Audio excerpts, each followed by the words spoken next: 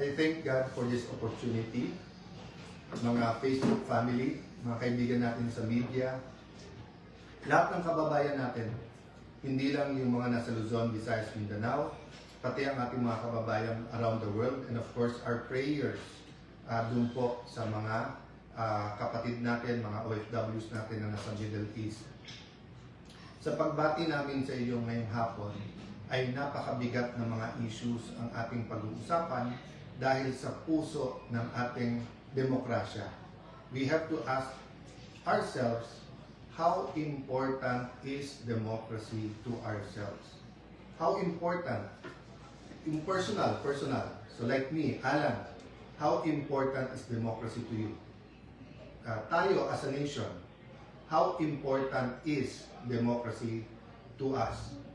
So let me start with the biblical principle na nagsasabing, when the righteous rule, the people rejoice.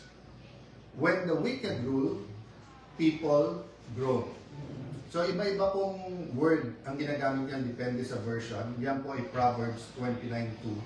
Pero obvious naman po siya, di ba? Whether yan ay negosyo, yan ay PTA, yan ay JODA, TODA, yan po ay Congress, yan po Republic of the Philippines, yan po ay EU, yan po ay UN. When the righteous rule, people rejoice. Because pag tama ang pinaglalaban o tinanim, maganda po ang aanihin. Pero when the wicked rule, of course, malungkot ang mga tao kasi may consequence at may consequences ang paggagawa ng masama. So, why am I saying this is about our democracy? Well, good governance kasi is about doing the right thing. And because men and women have their weaknesses, na-develop po yung presidential form of government at yung tinatawag na check and balance. Ibig sabihin, interdependent ang executive, ang judiciary, ang legislature, in our case, dalawang houses po to, House of Representatives and the Senate. But napaka-importante na independent ang legislative, ang judiciary from the executive. Kasi kung hindi, dictatorship yon. At pag may dictatorship ka, tama't mali, iuutos na lang ng iuutos to, wala ng check and balances. So, paulit-ulit sinasabing magulo ang Senate, hindi po. In this administration from 2022, it's the first time po na nagkaroon ng majority at Senate President. Hindi lang po Senate President, yung majority, na wala pong kamay ang Malacanang sa pagpili ng SP at ng mga komite. So, ibig sabihin po, I can dare say this is the first fully independent majority. Kaya, whether you talk about the 11, yung 11, or you talk about supporters nila, or you talk about some elements in the national government like the NBI for example, sila po ang nanggugulo because hindi sila komportable na independent ang Senado. So when we talk about check and balances, may consequences po to. So for example po, bilang check sa executive, meron pong impeachment process. So hindi pa ho kami nakakaupo or bagong upo pa lang. Sinabi na po sa amin, 997. You want to do it again? 997. Tuloy mo na Clay. Okay. So, sorry guys, I'm just asking kung okay naman yung sound. Lapit mo na. Okay. Because we're just using a cell phone and taking this opportunity to speak to all of you directly, no? So, nandun ako sa impeachment, di ba? Ang dami po, may mga bishops, may mga business groups, may mga schools.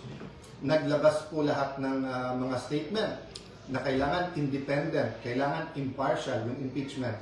Sabi, etong bagong majority will do many things, will manipulate, will have machinations, whatever, para itigil yung impeachment. Pero nakita niyo po, napakaayos, walang naging problema. So, yun po ang sasabihin ko sa inyo. Impartial, ibig sabihin po, base sa ebidensya, tamang proseso. Ang problema po kasi sa ibang statement, nasa utak nila ay ang impartial convict na. O, ganun din sa kabila, yung sinasabing impartial ay acquit na. Wala pa nga home trial eh. So, hintayin natin ang trial at bantayan natin araw-araw. Pero nasaan po ang sense of truth? Doon po sa mga nag-issue ng statement na ngayon nakikita nilang tama ang pamamalakad at maganda at hindi issue po, maganda po ang takbo tungo doon sa impeachment, maganda ang schedule.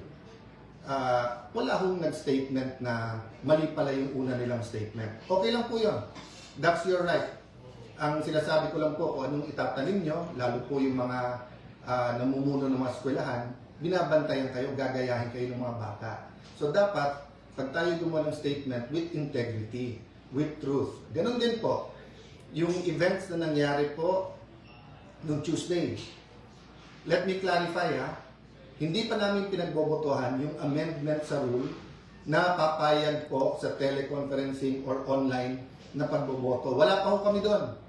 Ang pinagbobotohan pa lang ho, whether or not pag-uusapan ito. So again, to the heart of democracy, is there anything wrong with talking about changing the rules? We're not proposing murder. We're not proposing abortion na mga per se mali na dapat hindi pag-usapan kasi ayon sa konstitusyon natin mali. Ang pinag-uusapan po natin kung sa mga panahon na ngayon, given the threat sa Senate, given the different attacks on the Senate, given the different attacks on individual members of the Senate, yung experience po namin nung minority pa kami kung paano pigilan na magbuo ng majority. Yung mga threats na tanggap namin. I'll go to that later. And in the next few days, option po ng ibang mga senador yun maglabas ng ebidensya sa mga pananakot na ginawa para hindi namin mabuo yung independent na Senado. What's my point po? Yung paulit-ulit po na sinabi ni Senator Kiko Pangilinan, paulit-ulit po na sinabi ni Senator Risa Tiveros, paulit-ulit po na sinabi ni Senator Lacson, at lalong-lalo na po na sinabi ni Senator Erwin Tulfo. Hindi lang po sa sessionola, sa media, at hindi lang Tuesday, even the days after. They kept on saying, bakit walang debate? Bakit hindi nila pwedeng pag-usapan yung side nila? Wala pa nga po tayo dun. Kung nakinig lang sila, kung sila po ay tinigil nila yung drama, even after the session, and instead tried to listen to each other, the motion was to take up the amendment. Ibig sabihin, is was sponsor pa to, and then ang bawat isa ay pwede magtanong, pwede pa nga mag-amend kung tingin nilang mali. So I won't dwell on that, but just to say that the starting point has to be the truth. And ang problema, if you're on their side, dun sa 11, na 11 po kayo, kasi po sinasabi nila, wala silang chance na magtanong, magpaliwanag.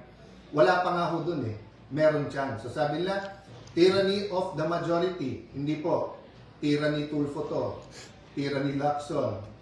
Tyranny Pangilinan. Tyranny Ontiveros. Kasi palakasan ng boses, imbis na we listen to one another.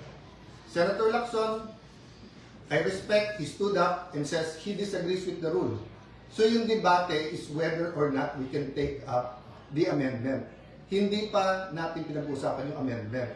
Alam niyo po, parang paso yan Pag nilagay mo yung seed sa isang paso, pwede mong kunin at ilipat. So, bantayan niyo po yung Senado. May tinatawag kaming change of referral. Halimbawa po, nalagay sa Committee on Public Order. Tumayo yung chairman ng Committee on Justice the next day. Sabi, mali ang referral doon. Kunin mo muna at ilipat dito. So, ganun po nangyari. Yung proposal ni Senator Marcoleta nandun po sa Committee on Rules at ang motion po ng acting majority leader is kunin at pag-usapan sa floor. Hindi pa ho pinag-uusapan yung merits or kung may masama o mabuti sa puntong yun. Pero sabi po nila na ang isda sa bibig na huhuli. Kaya kita nyo po na nakita nyo po yung pala plano all this time arestuhin, takutin, intimidate ang nasa majority. Either lumipat or ikukulong. So as I said, at the proper time, evidence will come out. I won't go to the merits, demerits. Wala kaming problema na kasuhan. Wala kaming problema na sa korte patunayan kung sila ay guilty o hindi. Ang problema po namin, yung gagamitin yung threat, na pag lumipat ka dito, wala ka ng kaso. Pag diyan ka, tutuluyan ka namin. Wala pa nga yung impeachment, ganyan na ang usapan. Ano pa kaya? So again I've communicated this behind closed doors. I've communicated this in rooms like this with the majority, minority. I've communicated it through the social media. I've communicated this with the traditional media. Hindi kami nandito para makipag-confrontation. Hindi kami dito para magbangayan araw-araw. Inayos namin yung impeachment. Kasabay ng impeachment po, inayos namin na may legislative calendar pa rin. Meron pa rin hong pag-aayos. Bakit po? I'll talk about that maybe over the weekend. Yung pong, hindi ang numbers kasi natin, parati tayo nako-confine sa 13-11, sa 12-11, di ba, sa 6-7. Kung ano-ano ng numbers Ang importanteng numbers, inflation. Ang importanteng numbers, GNP, GDP. Ang importanteng numbers, productivity ng ating mga magsasaka. Ang importanteng numbers, yung dropout sa eskwelahan. Yung pagtaas ng kaso ng AIDS. Pagtaas ng teenage pregnancy. Ang dami natin kailangang pag-usapan na priorities. So, tatlo ibabalanse po natin. Yung economic crisis, where we have to talk about the quality of life. And when we talk about the quality of life, we have to talk about security. We also have to talk about drugs. When we talk about quality of life, we have to talk about education, health, jobs. Kung sapat yung kita sa taas ng mga presyo at kung may trabaho pa rin ang tao. Yung second, yung impeachment, which will start in early July. But third is the corruption issues katulad ng flood control. So we finished a caucus over lunch and we agreed, subject to some minor discussion pa among our chairpersons and the paperwork, that a subcommittee will be formed sa flood control and Senator Marcoleta will issue the notices on Monday para ituloy na sa Thursday yung flood control scam hearings. It will be impartial and we want the whole truth and not only some truth or some true, some not true to come out. Kung makikita nyo, may conflict na kagad. Sabi ng ombudsman, meron mastermind. Sabi ni Senator Lacson, walang mastermind. Sabi ni Senator Lacson, eto yung mga dapat hindi imbitahin. Sabi naman ni Senator Marcoleta, eto dapat imbitahin. So I'm inviting the whole public, bantayan nyo Senado, in the same manner that we are on trial when we have the impeachment. We also have to hold everyone accountable pagdating dito sa flood control. Which goes to my second point. The Committee on Public Order, dun po na-assign yung May 11 events that for us led to the May 13. And ngayon, kung sino-sino nag-iimbestiga, sabay-sabay po ngayon nag-iimbestiga, nagsistatement sa Senate. DOJ, NBI, CIDG, may PNP, may CIDG, hiwalay pa sa spokesperson ng PNP, meron pang so Ombudsman, NBI, DOJ, PNP, CIDG, DILG. Agad-agad pumayag kami sa joint with the DILG at PNP, but at one point, sila na lang. Kami tahimik para independent. Pero kung ano na narinig kong statement, katulad nung sa CIDG na imbestigahan daw si Robin at kami dun sa pagtakas ni Senator Bato. Mismong boss nyo na mismong DILG at PNP nagsabi na May 13, wala pa kayong hawak na warrant at pending pa sa Supreme Court kung pwede nga i-serve yung warrant. So paano naging pagtakas yon at paano naging krimen na tulungan siyang makalabas? So kung iimbestigahan nyo ang buong Senate at majority, kailangan yung imbestigahan ng Chief PNP at SILG. Kasi sila mismo nagsabi, wala namang warrant na isa-serve eh. So, it's getting crazy. Paulit-ulit na lang kayo na magulo ang Senado. Hindi po ginugulo nyo. Let me backtrack ha. Nung natanggal po last year si Senator Cheese Escudero, lumabas yung anyone but cheese. Anyone but cheese. O, pumayag na si kanina, Senator Loren. Nung February po, iupo po namin si Senator Loren. Doon nagsimula yung mga pressure at doon po nag-impulsa na narinig namin na kasama sa deal yung mga kaso. O, sinabi anyone but Loren. O, pag upo ko naman, anyone but Cayetano. To be fair, hindi ko narinig sa Malacanang yan. Narinig ko sa mga kasama natin sa 11. And so far, since May 11 to now, what have we done but try to talk about the bigger picture? To talk about crisis, to talk about values, to talk about God in government, to talk about unity. Bakit kayo takot na yung majority na to ay gawin namin ang aming trabaho? Wala naman kami tinatarget eh.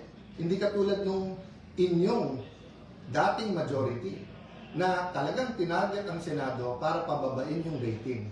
Again po wala dapat pagtakpan. Wala dapat po from the President, the Vice President, Senators, managot ang dapat managot. Kaya mag-repent na yung mga dapat mag-repent. Pero sobra po naman ata na lahat na ng sisi binibintang sa ilang tao o ilang partido lang. Bakit po ba? Yung taas ba ng presyo ngayon, pagtaas ng gasolina, yung kawalan ng trabaho, handling ng mga cases ng OFW, yung flood control, yan po ay sisisihin nyo sa opposition, yan po ay sisisihin nyo sa majority ngayon. So anyway, that's your privilege. Let's have the hearings, then let's people judge.